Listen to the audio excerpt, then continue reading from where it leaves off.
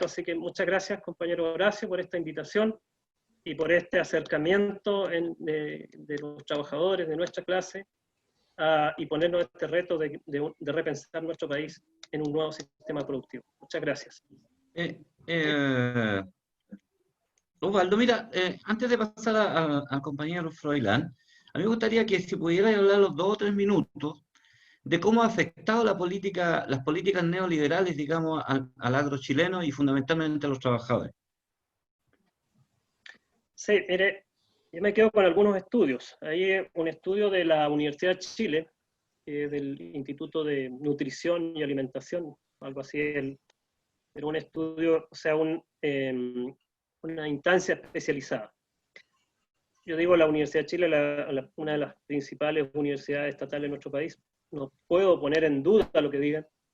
Y este estudio dice que el 74.2% de la población en Chile sufre de sobrepeso. Y hay un porcentaje importante de niños obesos. O sea, la expectativa de vida de los niños obesos son menores. Pero también una de las enfermedades que más ha afectado porque afecta a los trabajadores. Aquí uno también puede mirar en una forma simplona y decir, no, si esto afecta a todos. No. La élite tiene la posibilidad de adquirir, porque hoy día se producen alimentos orgánicos de alta calidad, pero son muy caros, tienen un elevado costo. Entonces ellos pueden alimentarse muy bien, pueden comer sano, y ellos hicieron una campaña, Elige Vivir Sano. ¿Cómo un trabajador con un ingreso mínimo va a poder elegir? No puede elegir. Tiene que terminar comprando lo más barato, y lo más barato son desechos de la industria. Lastimosamente así es, los desechos de la industria, porque la calidad se va a los mercados exigentes, a alimentar las élites del mundo. Entonces, yo digo, me quedo en eso. Hay un 74% de la población en Chile que está con sobrepeso y que la expectativa de vida de ese alto porcentaje de habitantes de nuestro país son menores, porque van a tener enfermedades cardiovasculares, porque van a tener diabetes, porque van a tener una serie de otras enfermedades. Y aquí nosotros nos falta un acercamiento, seguramente, yo creo que se va a dar, pero se falta un acercamiento.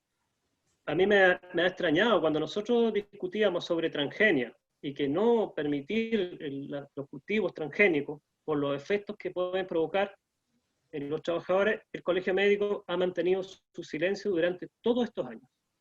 Y otro sector que ha mantenido silencio han sido las iglesias. A mí también eso me extraña. Yo digo, las iglesias debieran haberse pronunciado por una cuestión ética, si es que todavía defienden la ética. Y hay que plantearlo en estos términos, porque no se ha visto algo que diga que no es así.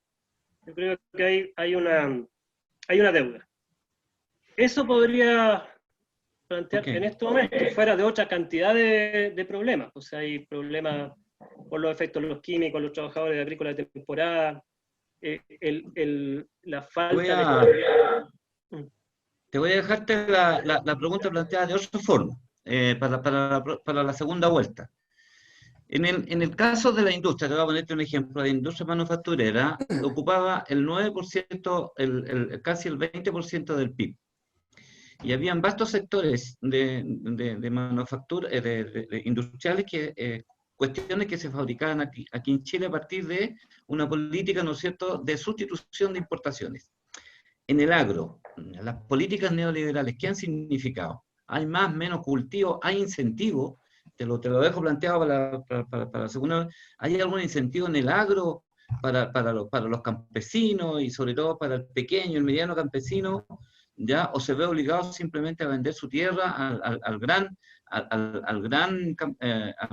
agricultor y que efectivamente después queda en la calle? Entonces te la dejo plantear, digamos, un poco cuál ha sido la política desde el punto de vista económico o de impulso al desarrollo de una agricultura, digamos, con fuerte carácter nacional, no cayendo en nacionalismo, obviamente, pero con un fuerte contenido nacional, pero que fundamentalmente, ¿no es cierto?, impulse hoy día una industria que a todas luces, de mi punto de vista, y de acuerdo a lo que tú dices, hoy día mucho de lo que consumimos es importado.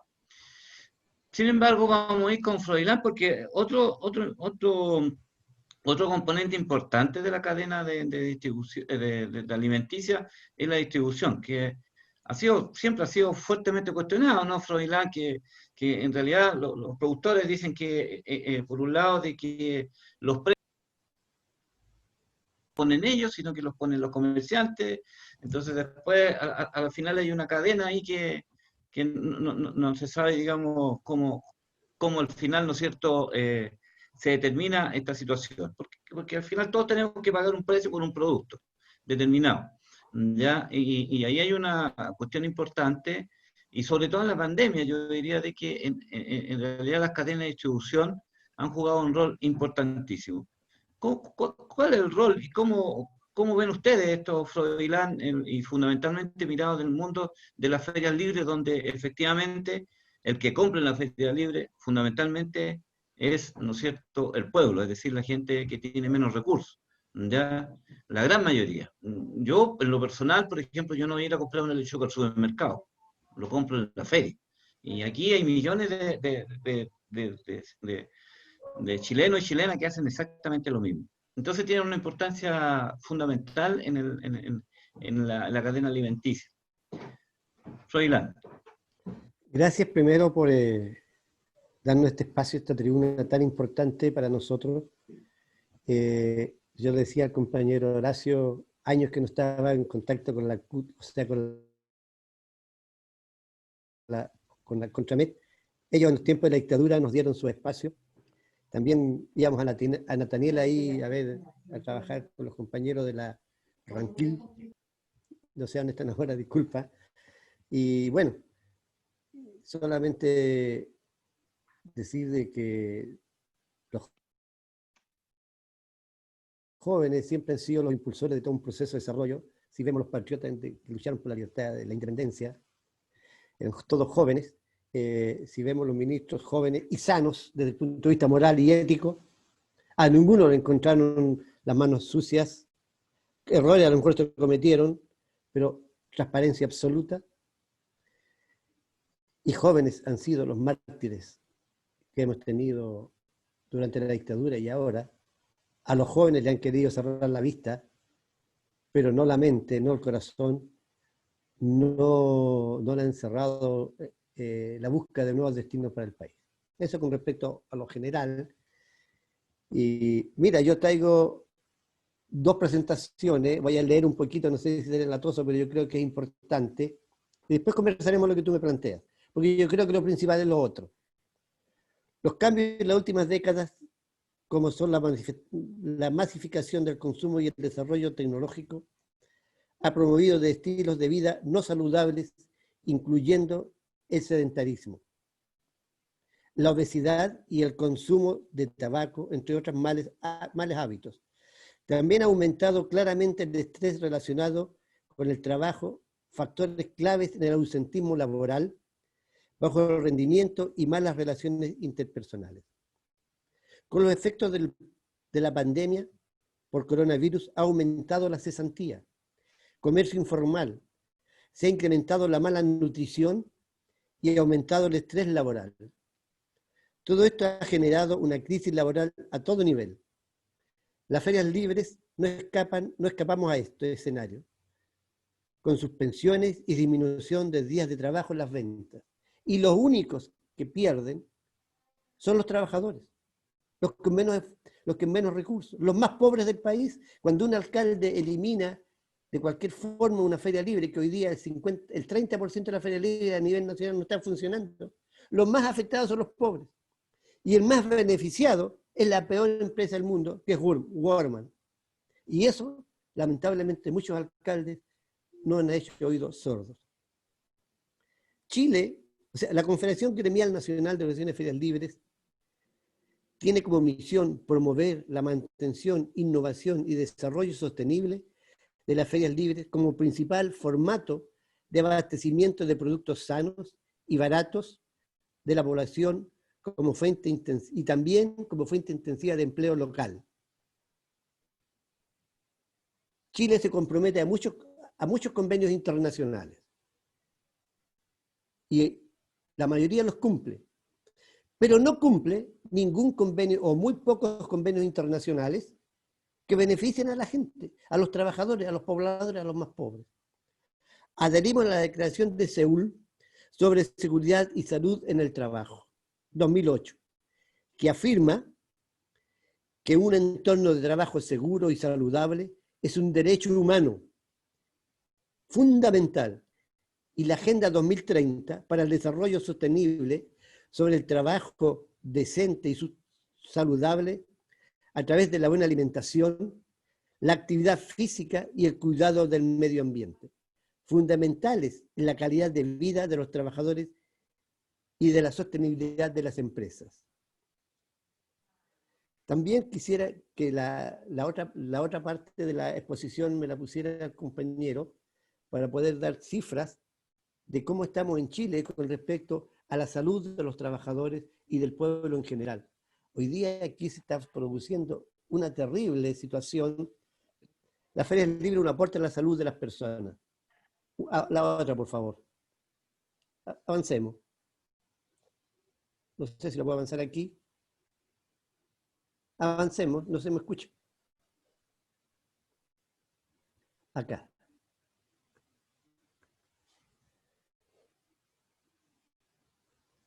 La tecnología me pilla.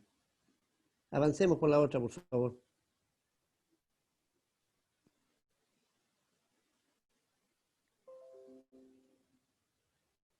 Bueno, si no se puede, lo hacemos así, ¿no? Somos 1.150 ferias a nivel nacional en el país, más de 100.000 comerciantes, 350.000 empleos directos.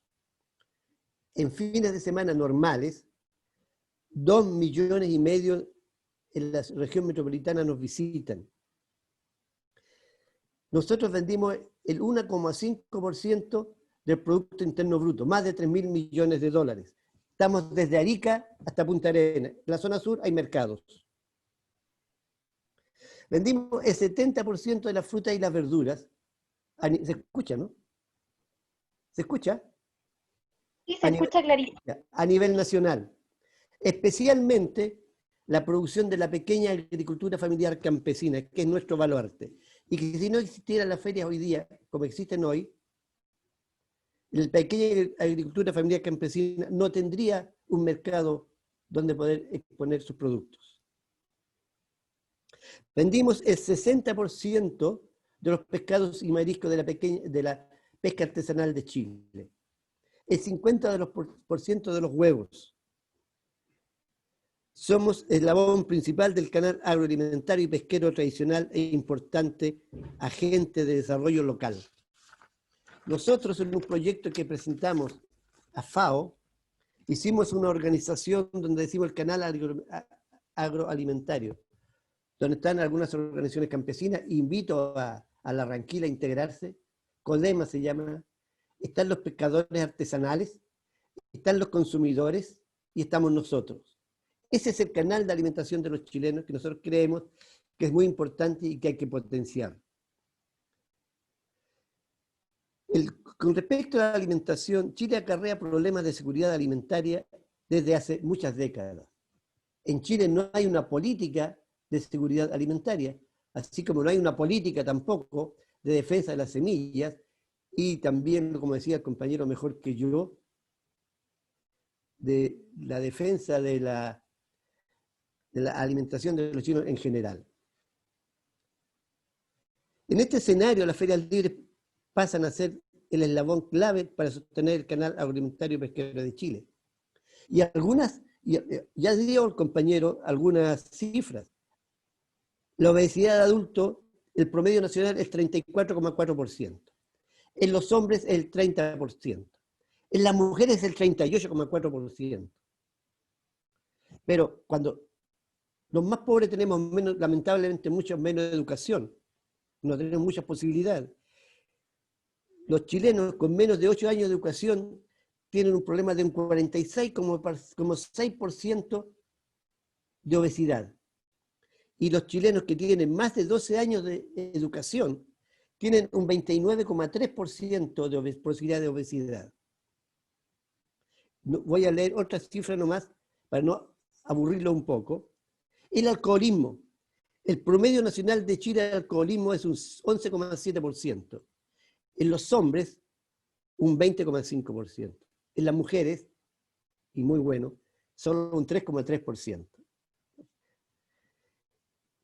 Los chilenos que tenemos menos educación del alcoholismo, tenemos un 13% de chilenos enfermos de esa enfermedad. Y miren, los que tienen más de 12 años, solamente un 9,9%. Y tenemos la cifra del tabaquismo, del síndrome del metabólico, de la diabetes, un 12,3% general, un 10% los hombres, un 14% las mujeres, un 25% los que tenemos menos de 12 años de educación y un 15% solamente. No, perdón, un 7,7% solamente los que tienen más años de educación. A menores ingresos, mayor cantidad de prevalencia de personas con problemas de salud. Y mayor en las mujeres que en hombres. Es mayor en mujeres que en hombres. A excepción del consumo de tabaco y el alcohol, como decíamos anteriormente. Y si los trabajadores se enferma el país, desde el punto de vista social y económico. Los programas de salud laboral se reducen a Chile hasta un 25% de ausentismo, el cual a su vez podría suponer entre un 2% y un 6% del Producto Interno Bruto, lo que pierde el país por las enfermedades laborales. Cuando se invierte $1 en la alimentación de los trabajadores chilenos, el Estado o el país gana un promedio de $4. El 39% de los trabajadores chilenos no recibe beneficios de alimentación. Un 22% no dispone de un lugar para comer con limpieza, tiene una limpieza inadecuada de los lugares para consumir sus meriendas. Tiempo para almorzar es insuficiente o la calidad de la alimentación no es la óptima. 30% no almuerza regularmente. O sea, un 30% de los trabajadores chilenos no almuerza. Miren qué grave. Lo que genera molestias físicas y psicológicas y probablemente afecta, y lógico que afecta a la productividad laboral. Si el gasto óptimo en este ítem de alimentación aumenta en 1%, no solo el trabajador presenta mejor físico, mentales y productivos, sino que se traduce además en un ahorro para la empresa. Mire que son poco realistas o poco técnicos, poco profesionales los grandes empresarios.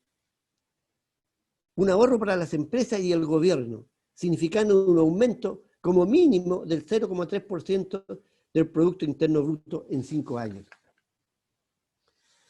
Realizar un plan de trabajo de mejorar la calidad de vida de los trabajadores conlleva beneficios para el trabajador y la empresa y, lo más importante, para el desarrollo país. Nuestro compromiso.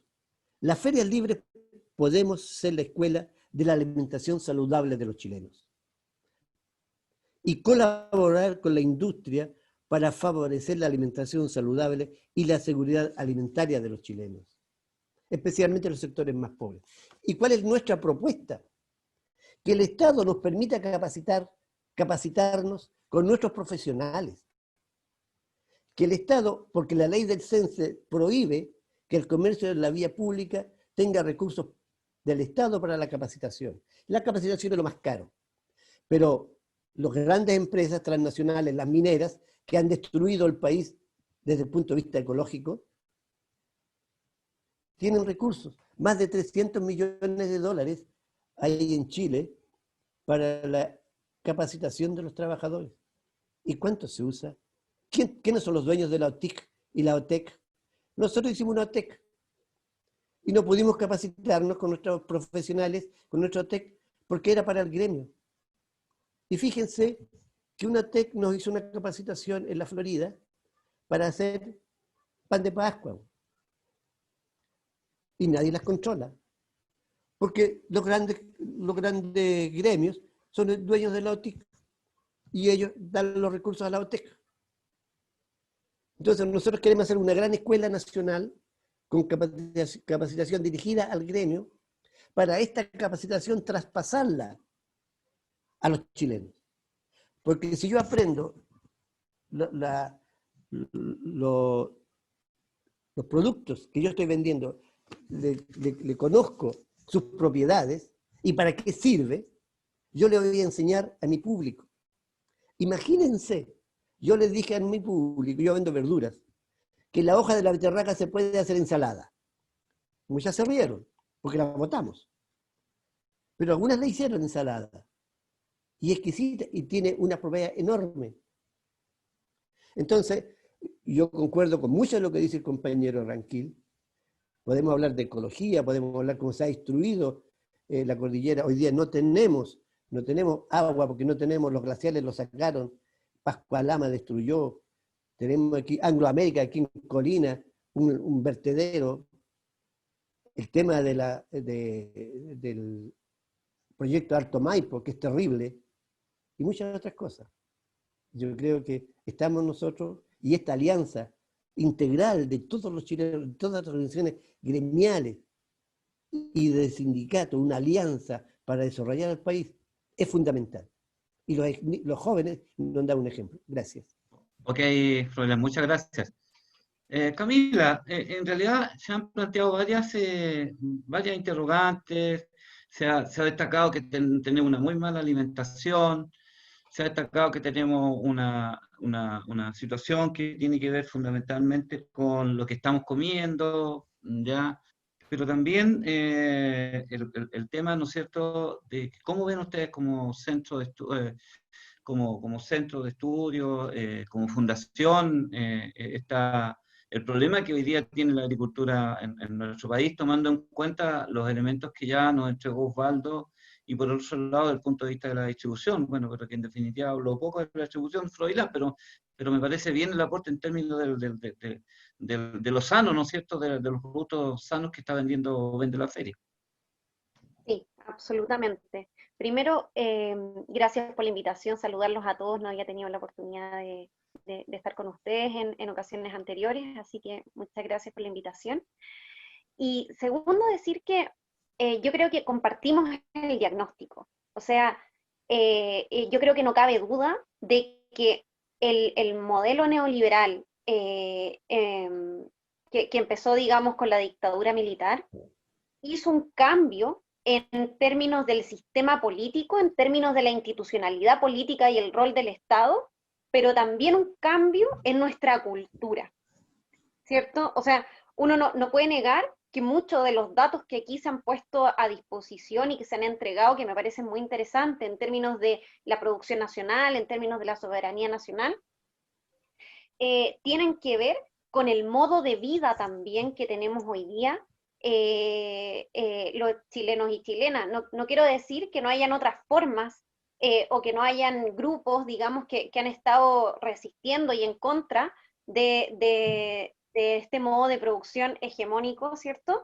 Pero sin duda, desde la dictadura militar hay se implanta un modelo de desarrollo que también es un modelo de sociedad, un modelo de país, que se expresa en la institucionalidad que hoy día tenemos, y por otro lado que se expresa en el modo de vida que tenemos, digamos nuestra cultura, la cultura del consumo, la cultura del individualismo, la cultura de desechar, digamos, esta idea de una producción comunitaria, que es así, digamos, nadie puede decir, y por eso nosotros creemos que es tan importante relevar qué entendemos por trabajo y qué entendemos por trabajadores y trabajadoras. Porque hoy día nadie puede trabajar sin otro. Nadie está aislado del modo de producción ni de la distribución del trabajo. Pero parece que hoy día hay una cierta conciencia del esfuerzo individual, de la meritocracia, de que como pareciera como que cada trabajador por sí solo produce algo, mientras nosotros sabemos que esa es una cadena, ¿cierto?, de valor y de trabajo, que termina siendo la producción nacional del país. Entonces, me parece que compartimos el diagnóstico, Ahora, como para poner más antecedentes en la discusión, a nosotros nos parece que es muy importante hablar de soberanía alimentaria cuando hablamos de querer impulsar un nuevo desarrollismo, ¿cierto? En América Latina, en nuestro país, porque si uno revisa los antecedentes históricos, siempre los ciclos desarrollistas han estado de la mano con una fuerte impronta de soberanía nacional y soberanía alimentaria, y por eso uno puede ver los procesos de reformas agrarias en Latinoamérica y en Chile, y por otro lado, de impulso muy fuerte de la industria nacional. Es decir, eso nos parece fundamental en términos de la experiencia histórica. Es decir, no puede haber un fortalecimiento de la industria nacional sin una mirada, digamos, de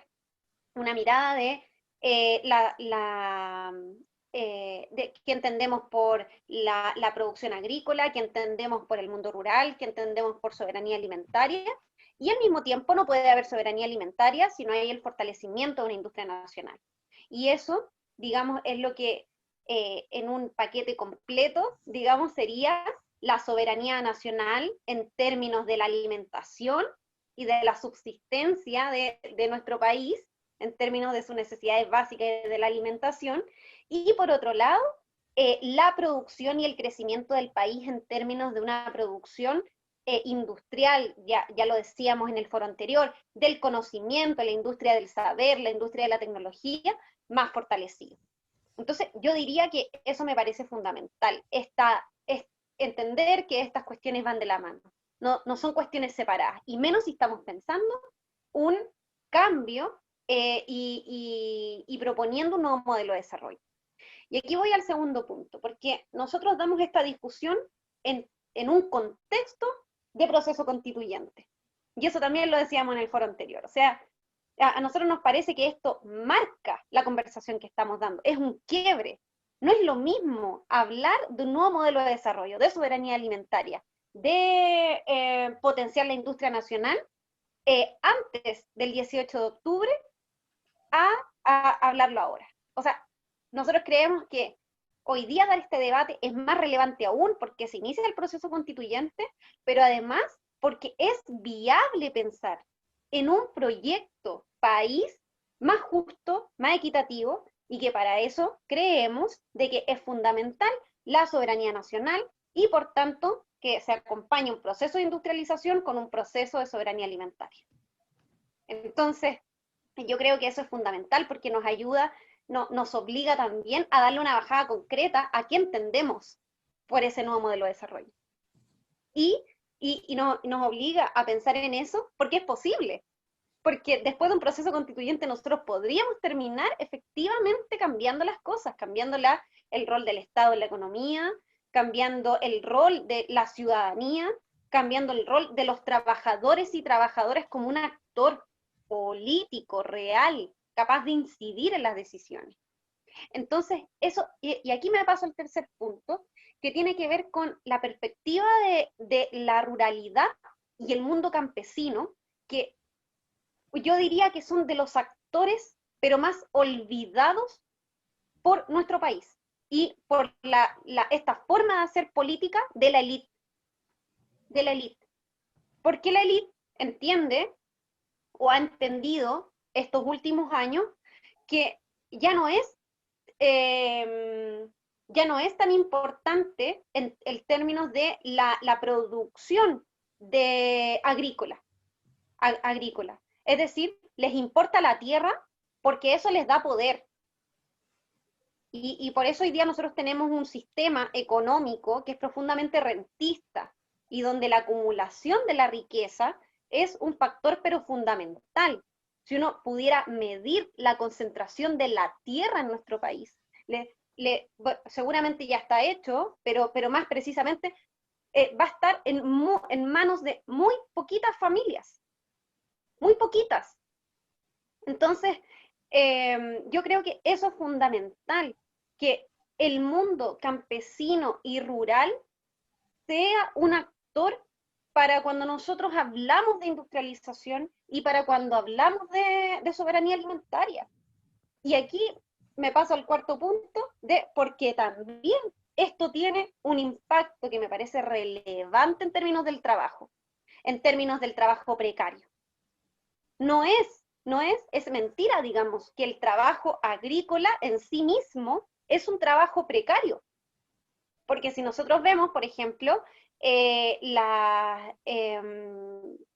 producción, digamos, minoritaria, pequeña, que hacen las personas como en sus hogares a través de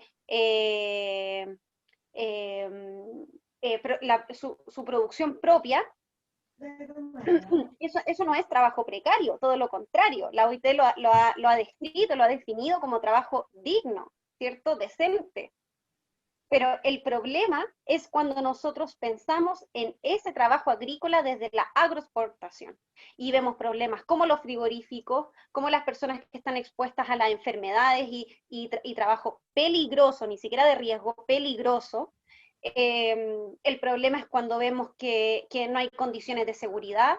El problema es cuando vemos que se acarrea personas extranjeras, ¿cierto?, a trabajar en los sectores agrícolas, y ahí se ve profundizado el trabajo precario, en muchos lugares acercándose mucho a un trabajo muy parecido a la esclavitud, ¿cierto?, sin paga, solamente dándole almuerzo, no hay lugares donde comer, es decir, el mundo rural y campesino tiene que asumir un desafío de ser un actor político, un actor capaz de incidir, un actor que tiene mucho que decir. Es uno de los sectores más invisibilizados, repito. Y ahí me parece muy importante lo que plantea Osvaldo en términos de las mujeres, porque el trabajo en frigoríficos, en la manipulación de alimentos, casi siempre son las mujeres que se ven incorporadas, digamos, a ese tipo de empleo, más flexibles en sus horarios, más flexibles en sus derechos laborales, y que no caben hoy día en la legislación que tenemos vigente, que se supone que es para proteger a los trabajadores y trabajadoras, que es el Código Laboral. Si nosotros nos fijamos, cada vez el Código Laboral aplica a menos personas, porque solamente aplica a los que están contratados, y deja fuera, y no se hace cargo de la realidad del país, que es que hoy día mucha gente se desempeña en trabajos informales, en trabajos flexibles, con jornadas de temporada. Entonces tenemos hoy día una institucionalidad, un Estado y una normativa que no se hace cargo de la realidad del país. Y menos aún en los sectores rurales y en el trabajo agrícola y campesino. Hemos visto que se han hecho esfuerzos para avanzar, por ejemplo, con el Estatuto del Trabajador Agrícola, que lamentablemente no se pudo concretar. Han habido, digamos, impulsos de intentar avanzar en este tema, pero lamentablemente no se ha podido. Yo he visto el trabajo, por ejemplo, de Ana Muri y este intento de representar, digamos, la mirada y la perspectiva del mundo indígena también. Nosotros lo que ahora viene es un cambio de paradigma, y como tal, nosotros para ese cambio de paradigma debemos recoger la historia de nuestros pueblos originarios. Debemos recoger esa relación con la tierra, debemos recoger esas formas de producción amigables con el medio ambiente y comunitarias, eso es muy importante, y colectivas. Pero más importante aún, y esto me parece de lo más destacable que nosotros podemos avanzar en un proceso constituyente que se haga cargo de la realidad de los trabajadores de este país, es pensar el concepto de propiedad y superar el concepto de propiedad privada. Superarlo. La única forma de que nosotros podemos avanzar a un poder efectivo de los trabajadores y trabajadoras es que tengan injerencia en las empresas donde trabajan. Es que los trabajadores agrícolas tengan injerencia en las tierras que trabajan. Es que nosotros como comunidad podamos hacer una cooperativa y en conjunto levantar, digamos, nuestro propio trabajo agrícola en comunidad, de manera colectiva. Eso existe. Lo que pasa es que hoy día es negado por la institucionalidad. Nuevamente no se hace cargo de esa experiencia. Es el mismo problema que hoy día pasa, por ejemplo, cuando se intenta explorar el conflicto con los pueblos originarios. Se dice que no se puede devolver las tierras porque en Chile no existe la propiedad colectiva. Bueno, entonces, si vamos a empezar un proceso constituyente, avancemos en superar esas formas de propiedad. Avancemos en una propiedad que se haga cargo de cómo son las comunidades que hoy día existen. Fuertemente arraigadas, cooperativas entre ellas, colectivas, solidarias. Así son las comunidades en muchas partes. Lo que pasa es que la institucionalidad hoy día no se hace cargo. Entonces, yo, solo para intentar recoger y además juntarlo, tratar de aglutinarlo ahí como con lo que nosotros hemos investigado, diríamos que no se puede separar en un proceso que busca ser desarrollista la industrialización de nuestro país con la soberanía alimentaria. Son procesos que no se pueden separar, tienen que ir unidos, digamos, es parte de esta conversación del nuevo modelo de desarrollo. El tema de la precarización del trabajo de las mujeres es fundamental. Y finalmente, cómo avanzamos hacia un concepto de propiedad colectiva que le dé facultades a los trabajadores y trabajadoras de verdad tener injerencia en sus trabajos, en la propiedad de la tierra, en la propiedad de la empresa.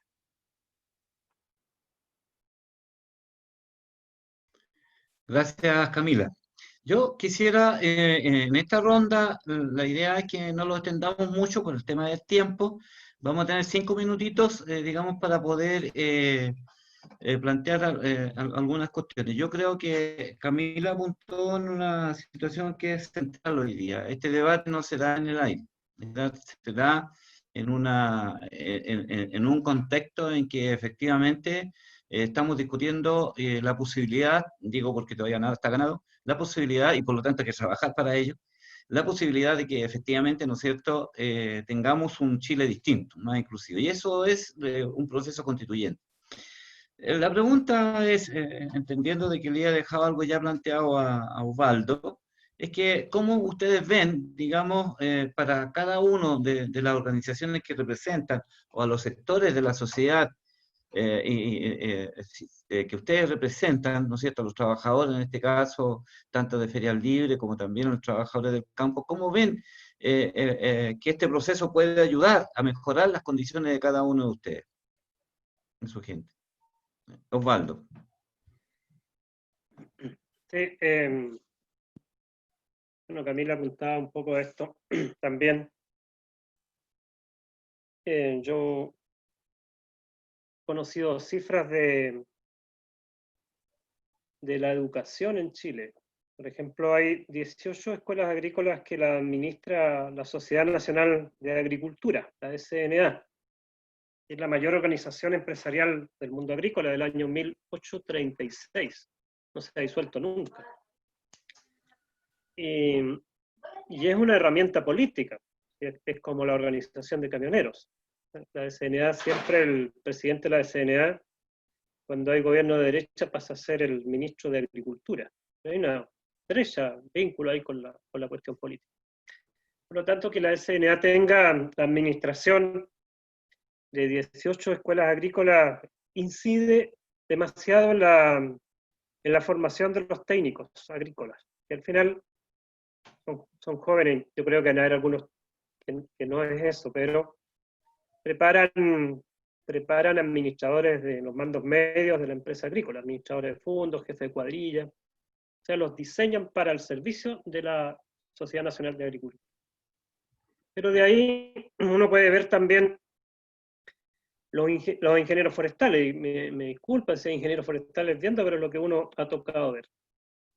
Los ingenieros forestales en Chile han sido preparados, no todos, pero una parte importante, para plantar pinos y eucaliptos y ponerlos al servicio de dos grandes grupos económicos, los Angelini y los Mate. Y ahí también una de las inquietudes que planteaba Camila decía que ya debiera haber estudios. Sí, efectivamente hay estudios. No sé si bien exacto, pero al menos estos dos grupos económicos concentran más de 2 millones de hectáreas de tierra. y se dice que hay 3 millones de hectáreas de tierras plantadas de pinos y eucalipto. Puede que no sean los 3 millones, pero con esas cifras uno va viendo. Entonces ahí uno ve que la educación y la formación del ingeniero forestal están destinados a servirle a estos dos grupos económicos. Y la agronomía, bueno, la mayoría, hay una cuestión relevante que ocurrió mientras José Graciano era director de la FAO, hace algún par de años atrás.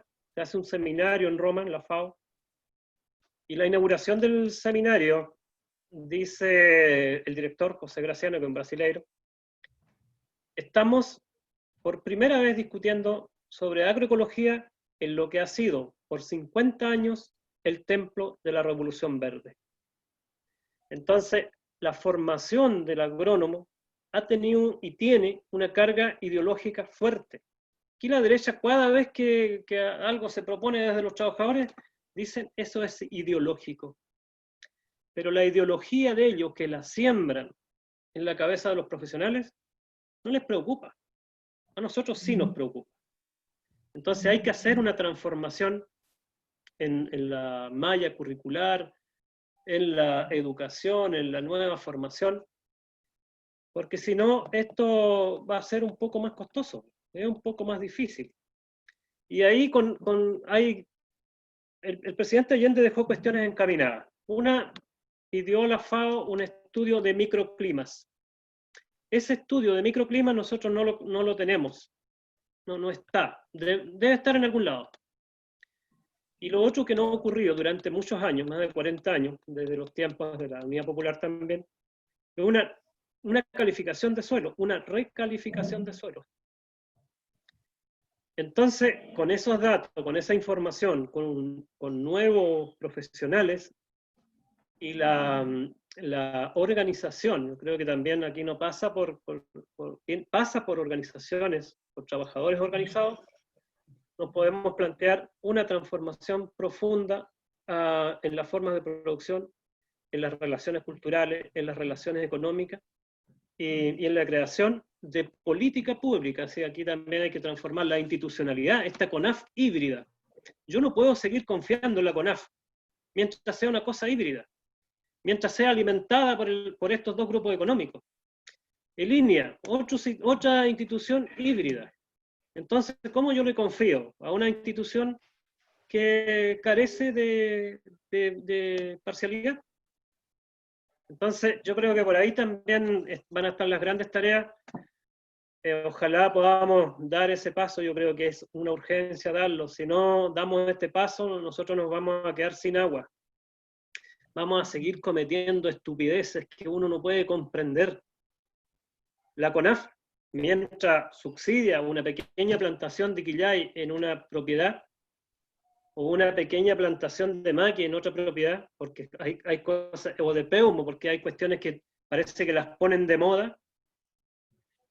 Por otro lado, permiten la fumigación y el exterminio del bosque nativo en los territorios que son de estos grupos económicos. Yo creo que ahí ese tipo de estupideces, la verdad las cosas no las podemos seguir tolerando, no tenemos que tener compasión con ellas. Yo creo que ahí tenemos que tener firmeza en que ya no más. Eso, estimados compañeros y compañeras. Gracias, Osvaldo. Froilán, te dejo planteado la siguiente inquietud. ¿Cómo ven ustedes la posibilidad del mejoramiento, ¿no es cierto?, de las condiciones de miles de trabajadores, ¿no es cierto?, de las ferias libres, como por ejemplo, tú planteas una inquietud que en realidad a mí me dejó perplejo, yo no sabía eso, como por ejemplo que no tienen el derecho a tener aportes estatales para la formación, digamos. Entonces, pero ahí hay una serie de situaciones. Entonces, o sea, ¿cómo ven ustedes el proceso constituyente hoy día, entendiendo de que esto puede dar pie, ¿no es cierto?, a tener un nuevo trato, digamos, hacia miles de trabajadores y trabajadoras de la feria, que por lo demás muchas veces las ferias han sido la los recolectores de gente que queda cesante, ¿no es cierto?, dentro en las empresas a veces, ¿no? En muchas oportunidades. El micrófono, Froilán. Froilán, el micrófono no está activado. Ahí sí. Disculpe, la tecnología y los años. Mira, bueno, yo comparto absolutamente lo que dijo la compañera, y que tenemos que hacerlo carne, y con respecto a toda una política de desarrollo o política que hay durante 40 años, no son las 30 pesos nomás, 40 años y más, de saqueo integral e institucional de todas nuestras riquezas básicas. De hecho, la biomasa marina prácticamente está exterminada. Y con lo que decía el compañero de las políticas agrarias, del desarrollo del campo, es terrible. No han habido prácticamente, especialmente para la pequeña agricultura familiar campesina, muy poco. Yo decía también de que si no existieran las ferias libres, la pequeña agricultura familiar campesina no tendría un lugar de salida de sus productos. Y en muchos lugares estamos tratando de hacer la compra directa entre el campesino y los comerciantes de las ferias. También, aunque a algunos no les gusta los valledores, hay unos puntos de encuentro que tienen que hacerse y también se han estado haciendo esfuerzos porque ese encuentro sea en algunos lugares específicos, y creo que hemos ido avanzando un poco. Una vez estuve por Curepto, por ahí por el sur, y un campesino tenía INDAP hizo un convenio con los supermercados de la zona y llevó 10 cajas de tomate y vendió 3 o 4, y la otra se la vendió en la feria. Nosotros se las pagamos al tiro a mejor precio, y la empresa de supermercado se la vendió a 35 o 40 días. O sea, las ferias libres somos reguladores de precios, ayudamos a mantener a la pequeña agricultura familiar campesina, necesitamos más vínculos con ellos, poder hacer tratos mucho más directos, y la alimentación de los chilenos de una forma está asegurada, de los más pobres especialmente, en la medida de que existen las ferias libres. Y tú decías que nosotros somos el bolsón de la cesantía en Chile. Todos los cesantes, o la gran mayoría, hoy día en Chile 4 millones de cesantes, de distintas formas. Hay 2 millones de cesantes que están integrados en trabajo informal, en la vía pública y principalmente en las ferias libres. 2 millones. Lo que nosotros decimos a nivel nacional, somos una industria. Ninguna industria nacional, ni la minera, ni nadie, recibe una persona más que no le sea rentable. Y nosotros en forma solidaria hemos estado aceptando a esa gente, a esos chilenos que están sin trabajo. Y para eso necesitamos un Chile distinto, un Chile que se industria, que se recupere, que nuestros productos básicos vayan para el extranjero, está bien, pero con valor agregado. En Chile no vendimos piedras, vendimos rocas, vendimos algas. Aquí se destruyó la industria nacional, la industria del textil, la industria del vestuario, la industria del calzado, que absorbía una cantidad de mano de obra enorme y que eran de excelente calidad. Y la oportunidad que nos dieron los jóvenes del despertar de los chilenos, porque a mí no es explosión, es despertar de los chilenos, el 18 de octubre, es única y tenemos que aprovecharla. Son momentos históricos que nos tocan y nosotros creemos, y vamos a dar una opinión como CODEMA, del respaldo, y nosotros como ASO respaldamos y participamos en las marchas de octubre, porque son nuestras reivindicaciones, pero también le aseguramos a los chilenos, fuimos la retaguardia de la alimentación, porque si no nos alimentamos no podemos ir a protestar, no podemos hacer todo un trabajo. Y hemos mantenido los precios, muchas veces a costa de nuestro propio capital, pequeñísimo capital. Nosotros tenemos una ley de ferias libres hace 17 años en el Congreso. ¿Y qué significa esa ley? Significa donde podamos nosotros capacitarnos, tener un sindicato o una organización por feria. Y algunos señores, no los voy a nombrar aquí, pero en privado podríamos hacerlo, se opusieron porque la Constitución decía que no. Cuando el pueblo se ha dejado pasar a llevar por la institucionalidad que le es adversa a su desarrollo, nosotros estamos por entregar un mejor servicio a la comunidad.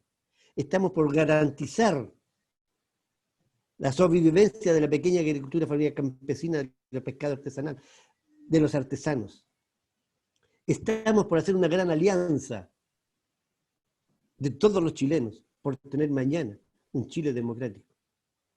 Creemos que si no tenemos, y si no trabajamos todos por tener una constitución que represente los intereses del pueblo chileno, va a ser responsabilidad nuestra. Los jóvenes lo hicieron, nos dieron el ejemplo. Tenemos que trabajar para eso. Nosotros como gremio somos político gremial. ¿Por qué político gremial? No partidista, y respetamos todos los partidos. Porque generamos política, país, y para el gremio. Nunca nuestras políticas son solamente corporativas. Son políticas de desarrollo país, dentro de que nos respecta a nosotros, nuestro campo de acción.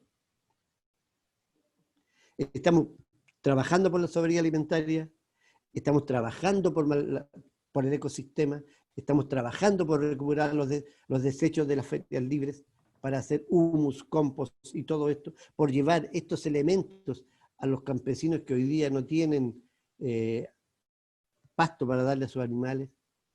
No se nos escucha muchas veces. Estamos en la boca de todos, las ferias libres, pero en las decisiones políticas de nadie.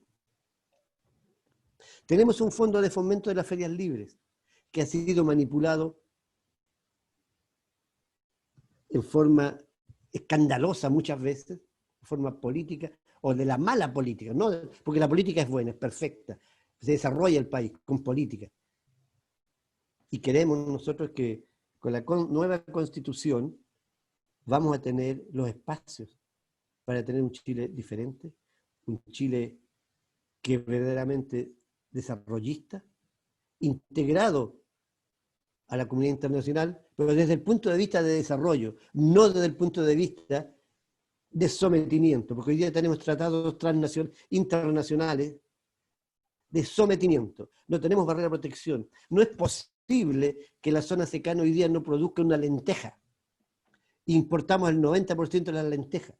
No es posible que tengamos que importar prácticamente todo el grano, cuando 30, 50 años atrás, Chile, o un poco más, Chile era exportador de granos. Tenemos tierra suficiente, tenemos campesinos capacitados, tenemos un desarrollo que podemos hacerlo, y si no lo tenemos, tenemos que hacerlo, desarrollo industrial de la pequeña empresa campesina. Tenemos la fuerza, tenemos la voluntad.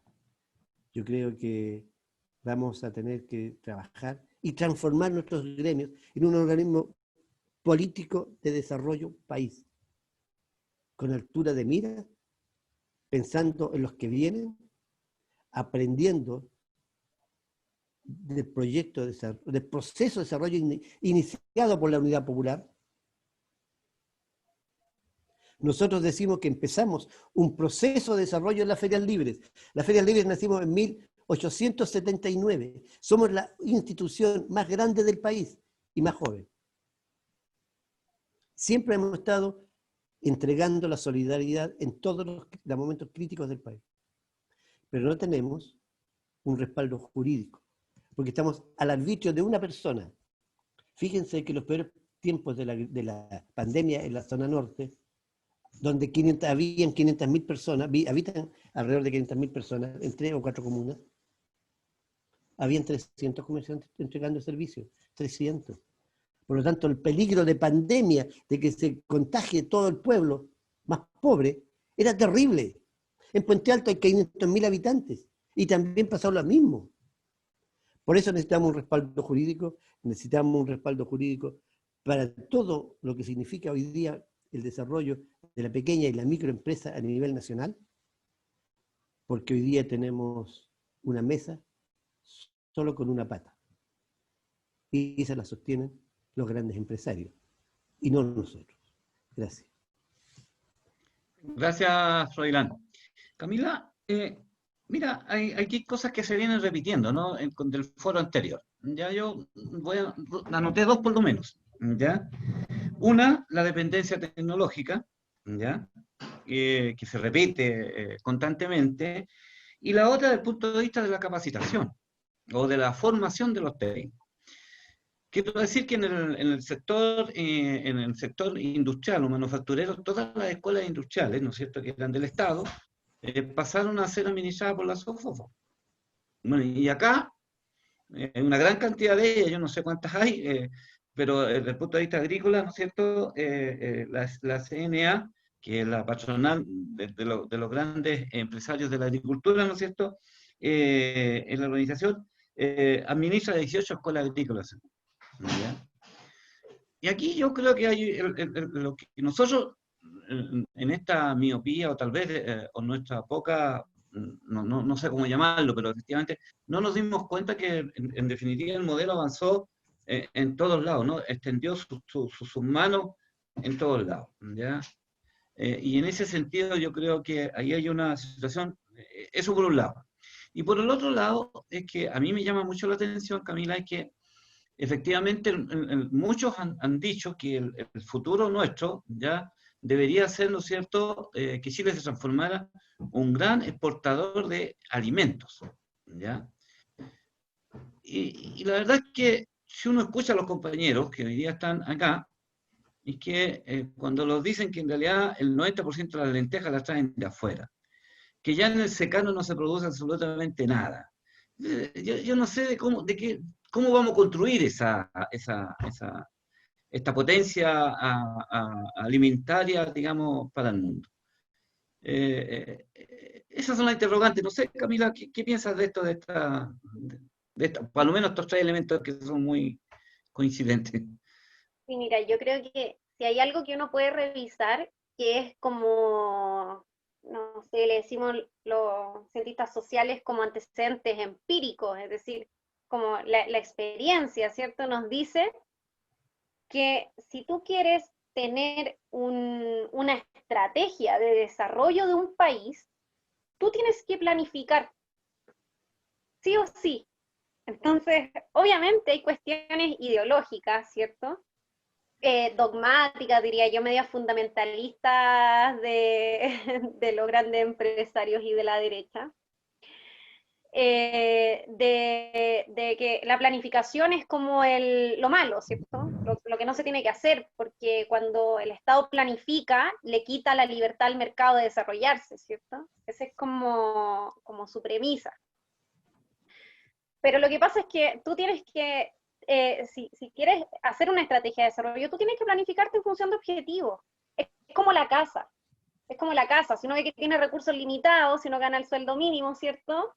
Lo que hacen las familias es planificarse para el mes, pues, con poquito, intentar estrujar lo máximo posible ahí el sueldo mínimo. Los estados hacen lo mismo. Se niega que hay planificación, pero siempre la hay. Lo que pasa es que hoy día hay una planificación que es desigual nomás, que es injusta, que tiene una institucionalidad que lo que hace es que los privilegiados de siempre sigan siendo privilegiados y que los que concentran la riqueza sigan concentrándola, el 1% más rico que siga siendo el 1% más rico y así. Pero hay una planificación. Lo que pasa es que nosotros estamos planteando una planificación para el desarrollo.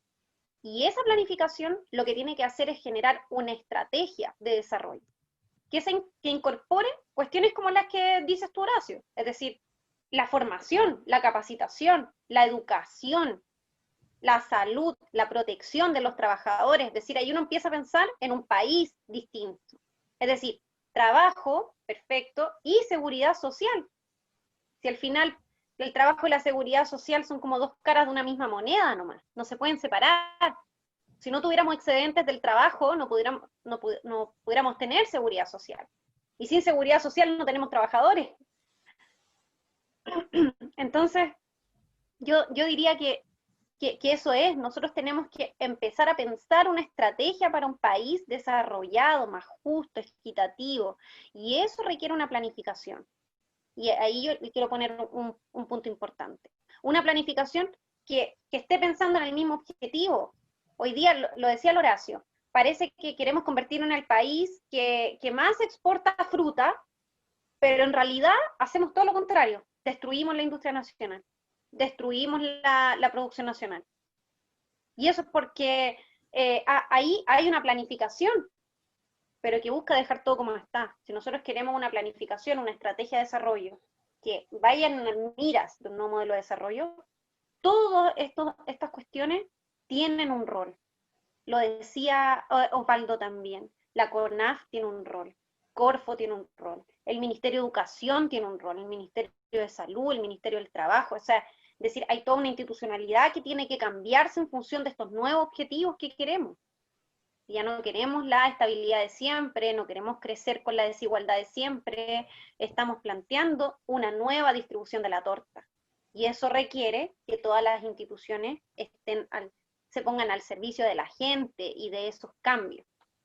Entonces yo diría que esa es una cuestión que me parece muy interesante. Si uno pudiera mirarlo, la experiencia muy... no hace tanto tiempo, digamos, en la experiencia latinoamericana, lo que hicieron fue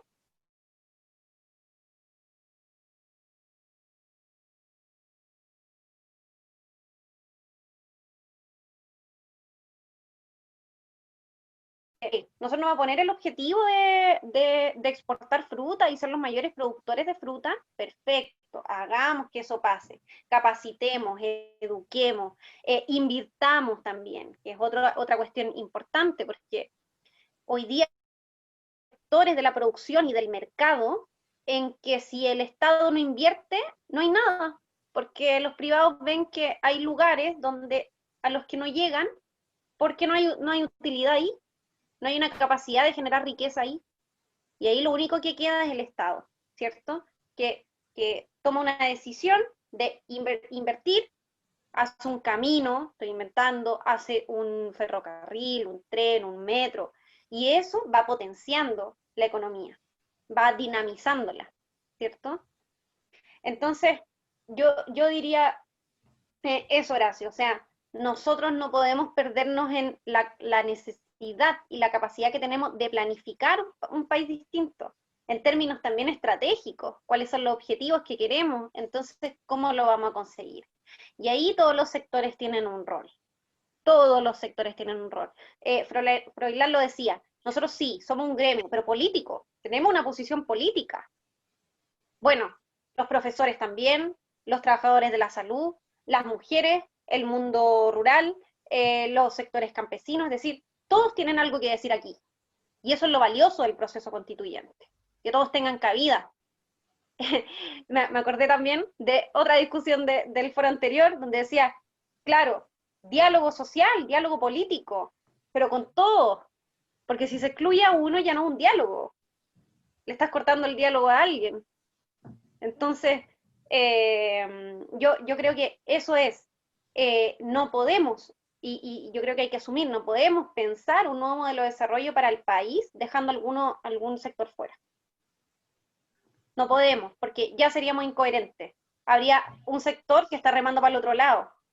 Y aquí no me estoy refiriendo a los súper ricos, digamos, que seguramente van a estar en contra de lo que nosotros estamos hablando acá, pero sí quiero decir los trabajadores y trabajadoras de todos los sectores.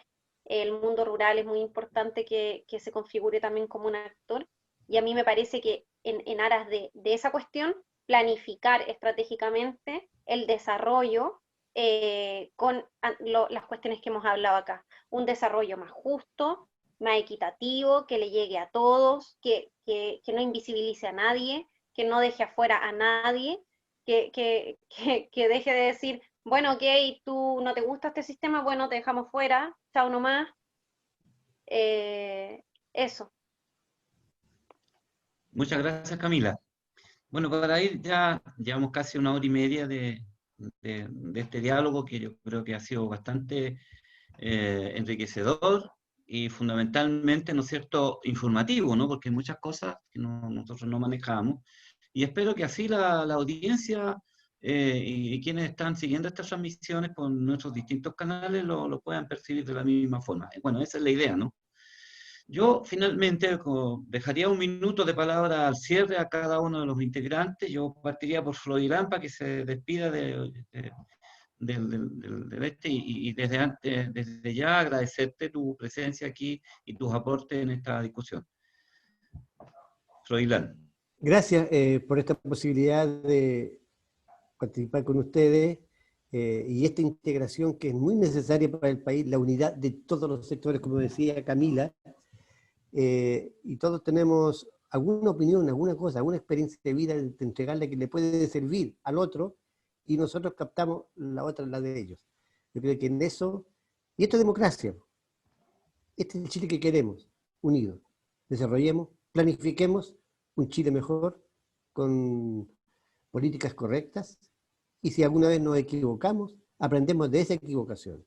Gracias, Horacio, gracias Osvaldo por escucharnos, y Camila, tu energía nos vitaliza. Gracias. Camila. Sí, yo solo decir que lo he dicho anteriormente, pero a mí me parece que el momento histórico que estamos viviendo es crucial.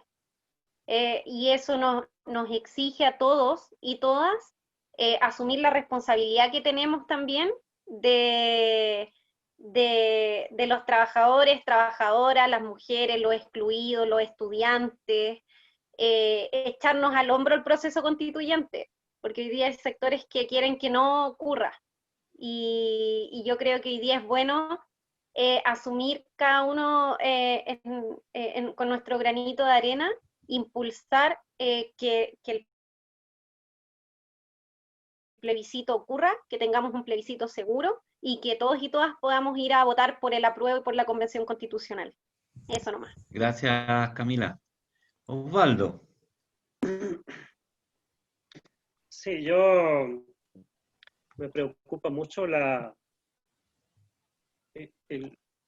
convención. Creo que nosotros ahí vamos a tener que, desde los trabajadores, de los distintos sectores sociales, ayudar a construir una unidad para construir una mayoría. Creo que el Longueira llega tarde, bueno, todo lo que se puede decir, pero Longueira llegó ahí con un objetivo clarito, o sea, y engañoso, y tramposo. Yo apruebo, y soy candidato, dice. Porque ellos van a dar aquí cada palabra, cada frase de la nueva Constitución, para las élites son millones y millones. O sea, lo que se disputa en la nueva Constitución, más allá de las ideas, también es una cuestión económica gigante, enorme. Los recursos naturales, ellos los valoran. Nosotros lo vemos en el bosque en verde, en colores, en canto de pájaro, en semilla, en biodiversidad. Ellos lo ven en lucas, ¿no? Entonces, ahí vamos a tener que aportar, seguir aportando, construir una gran unidad, una tremenda unidad que nos otorgue una mayoría para construir los destinos de nuestro país. Así que muchas gracias, compañeros, compañeras. Gracias, Osvaldo. Yo antes de cerrar quisiera enviar desde acá nuestra más amplia solidaridad a los compañeros y compañeras que fueron detenidos hoy día en la olla común ahí en Quilicura, de la CUT zonal Chacabuco, y que fueron detenidos arbitrariamente por carabineros, ¿ya? Ellos tenían portar salvoconductos, ¿no es cierto?, que les permitían ir a distribuir los alimentos, y sin embargo Carabineros en forma arbitraria, como ya parece que se ha hecho costumbre, digamos, el actual, ha ido, ¿no es cierto?, a reprimirnos y se los llevó detenidos. Afortunadamente hoy día están quedando ya en libertad, muchos de ellos, así es que vaya nuestra solidaridad para todos ellos y el repudio, una vez más, digamos, a la actuación de Carabineros de Chile, que en este país pareciera que no tiene control. Finalmente, yo quiero decir que efectivamente también no me inquieta una situación. Yo creo que y que tiene que ver con el tema del proceso constituyente. Yo creo que el apruebo es un voto que lo más probable que sea más o menos transversal. Ya lo han dicho, Evópoli, estoy hablando del punto del mundo de la derecha, ya determinó que dejó en libertad de acción a sus militantes, es decir, unos van a votar que sí, otros no. Es decir, hay un voto por el apruebo transversal, ¿ya? Que uno puede palpar. Pero lo que nosotros tenemos que tener cuidado, los que queremos cambiar esta situación, es fundamentalmente en el voto con respecto a la pregunta si quieren convención mixta constitucional o convención constitucional. Y eso yo creo que hay que explicarlo muy bien a la gente, ¿ya? Porque efectivamente lo que hoy día, ¿no es cierto?, nosotros tenemos que ver es que el voto nuestro es por el apruebo, ¿no es cierto?, y convención constitucional, que es la única forma la que nos va a dar para que efectivamente los constituyentes sean elegidos por el pueblo en forma soberana.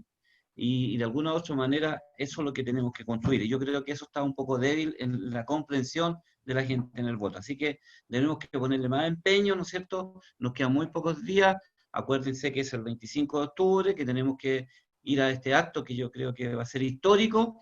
Esperemos que todo se dé a nuestro favor, porque a partir del 25 de octubre empezamos a jugar otro escenario en otro estadio de desarrollo para las ideas, ¿no es cierto?, y fundamentalmente para la construcción de un Chile mucho mejor para todos y todas, y que todos los sintamos integrados, desde los pueblos originarios, ¿no es cierto?, hasta los más desposeídos de este país. Así que, y los trabajadores somos parte importante de este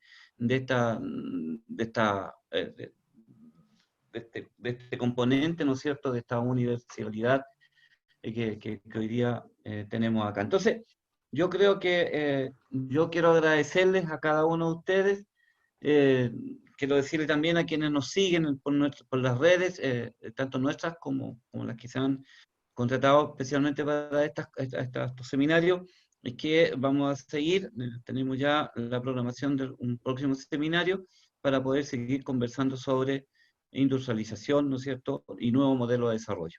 Muchas gracias a todos nuestros invitados, un abrazo. Si no los vemos, que pasen un lindo 18 de septiembre y a cuidarse, hay que zapatear solo en la casa, no salgan a zapatear en nuestra casa porque si no es peligroso, se pueden contagiar. Buenas noches, que estén muy bien.